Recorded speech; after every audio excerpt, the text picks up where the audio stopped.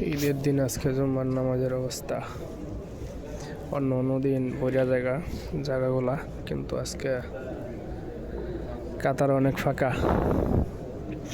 ঈদের নামাজ আসছিল কিন্তু এখন নাইগা, মুসল্লি হারাই গেছে গা। ঈদের নামাজে পুরা মসজিদ বেড়ে গেছিল গা, কিন্তু এখন জুমার নামাজে মাত্র 4 কাতারের মতো হয়েছে, 4-5 কাতার। এই হইল মুসল্লি। বাংলাদেশ এবং সৌদি আরবে একই অবস্থা।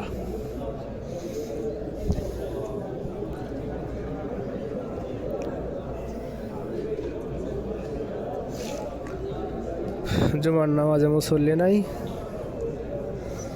ঈদের নামাজে ভরপুর। আবার দেখা গেছে 5 ওয়াক্ত নামাজে মুসল্লি নাই, কিন্তু জুমার নামাজে ভরপুর। এই রোগটা শুধু এখানে না, বাংলাদেশের সব জায়গায় আছে মনে হচ্ছে।